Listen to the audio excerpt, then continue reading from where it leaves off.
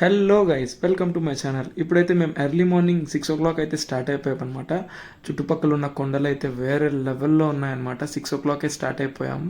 ఎక్కడికి అనేది మీకు ఆల్రెడీ తమ్లైన్లో చూసి అర్థమైపోయి ఉంటుంది. సో మేమైతే ముగ్గురం స్టార్ట్ అయిపోయాము మా ఎదవలతో కలిసి. మా వాడు డ్రైవింగ్ చేస్తాను మా వాడు పెరుక్కున్నాడు. వెనకాలడు హీజ్ ఏ టీసీఎస్ ఆనిముత్యం అనమాట. ఎర్లీ మార్నింగ్ స్టార్ట్ అయిన విశేషమో ఏంటో తెలియదండి. మొత్తం వెళ్ళే దారిలో అంతా క్లౌడ్సే ఉన్నాయి, అంటే ఎండ అయితే రాలేదన్నమాట. సో మేము తిరుపతి నుంచి స్టార్ట్ అయ్యాం కాబట్టి తిరుపతి నుంచి 110 kilometers అయితే ఉంది లొకేషన్. సో వెళ్ళే దారిలో అంతా లొకేషన్ అయితే ఒక రేంజ్లో ఉంది.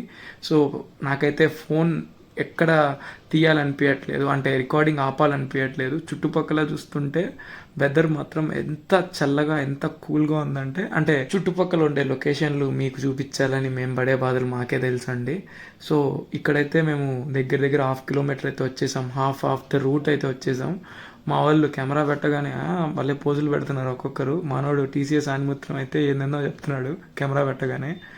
సో ఇక్కడ నుంచి మనకు సగం దూరం అయితే, సగం ఏంటి టోటల్గా కంప్లీట్ అయితే చేసాం. సో ఇక్కడ నుంచి మనకు ఒక 9 kilometers అని కనిపించింది. మాధవరం బస్ స్టాండ్ అయితే 35 kilometers మాత్రమే చూపిస్తుంది. సో చెన్నైలో ఉండే వాళ్ళకైతే ఈ టెంపుల్ చాలా దగ్గర, 35 kilometers. హైవే నుంచి లెఫ్ట్ తీసుకుంటే మనకు ఒక కోనేరు అండ్ మనం వచ్చిన ప్లేస్ అయితే ఆండార్ కుప్పం మురుగన్ టెంపుల్ అని మీరు లొకేషన్లో గూగుల్లో టైప్ చేసినా మీకు లొకేషన్ వచ్చేస్తుంది. సో మీరు లొకేషన్ తీసుకొని వచ్చేయండి అనమాట. సో మేమైతే అక్కడికి వెళ్ళి మీకు ఆ గుడి గురించి మాకు ఇన్స్టాగ్రామ్లో వాళ్ళే తెలిసిందనమాట. సో ఇది తమిళనాడులో ఉంది. సో మీకు ఎక్స్ప్లోర్ చేద్దామని చెప్పి మేము దగ్గరకు వచ్చి చూపిస్తున్నాం అనమాట.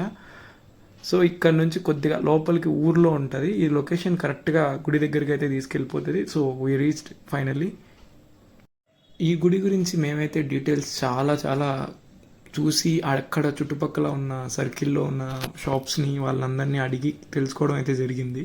అంటే ఈ గుడి హిస్టరీ ఏంటి అండ్ ఎందుకు అంతమంది జనాలు వస్తూ ఉంటారు అండ్ మంగళవారం ఎందుకు అంత జనాలు రీచ్ అవుతూ ఉంటారు అని చెప్పి చాలామందిని అడిగి, నాకు తమిళ్ వచ్చి కాబట్టి సో నేను తెలుసుకున్నాను అనమాట. సో ఇక్కడ మనకు లోపల ఇది మనకు మెయిన్ ఎంట్రన్స్ అనమాట గుడి వచ్చేసి అండార్ కుప్పం అనే ఊర్లో అయితే ఉందన్నమాట. ఈ గుడి వచ్చేసి మెయిన్ స్పెషల్ ఏంటంటే మన తలరాతలు మార్చే సుబ్రహ్మణ్య స్వామి అని చెప్పి చాలామంది అంటూ ఉంటారు. మనం ఎక్కడ సుబ్రహ్మణ్య స్వామి టెంపుల్ చూసుకున్నా తన చేతులు రెండు, ఒక హ్యాండ్ మాత్రం నడుము మీద పెట్టుకుని ఉంటారు స్వామి. సో ఈ గుళ్ళో మాత్రం 2 చేతులు నడుము మీద పెట్టుకుని ఉంటారు. అండ్ మనకు బ్రహ్మదేవుడు మన తలరాతలు రాసేటప్పుడు మనకి ఏదో ఒక విధంగా రాసి ఉంటారు కదా. సో ఇక్కడికి వచ్చి దర్శనం చేసుకుంటే బ్రహ్మదేవుడికి చెప్పారంట సుబ్రహ్మణ్య స్వామి, ఇక్కడికి వచ్చిన ప్రతి భక్తుడికి తలరాత వాళ్ళకి నచ్చిన విధంగా వచ్చేలా చూస్తారు అని చెప్పి బ్రహ్మదేవుడికి చెప్పారంట. సో ఇక్కడికి వచ్చిన వాళ్ళందరూ అలా నమ్ముతారు. అండ్ ఇక్కడ ఏంటంటే మెయిన్ 3 అంటే రోజుకి అలంకరణ ఇస్తారు దేవుణ్ణి. సో ఇక్కడ మనకు తెల్లారితో ఒక రకంగా కనిపిస్తారు, మధ్యాహ్నం ఒక రకంగా కనిపిస్తారు, సాయంత్రం అండ్ నైట్ అప్పుడు ఒక రకంగా కనిపిస్తారు స్వామీజీ. సో ప్రతి ఒక్కరూ ఇక్కడికి వచ్చి దర్శనం చేసుకోవాలని కోరుకుంటున్నా. సో అందరూ వచ్చి మీ తలరాతలు మార్చుకోవాలని కోరుకుంటున్నా. సో ఈ వీడియో చూసే ప్రతి ఒక్కరి తలరాతలు కూడా మారాలని నేను కోరుకుంటున్నా. సో ఈ చుట్టుపక్కల ఉన్న ఈ ఎన్విరాన్మెంట్ అయితే నాకు బాగా నచ్చిందనమాట. గుడి బయట నుంచి ఒక ఎన్విరాన్మెంట్ ఉంటే గర్భగుడిలోకి ఎంటర్ అవుతుంటేనే ఆ ఫీల్ ఒక రకంగా ఉంది నాకు.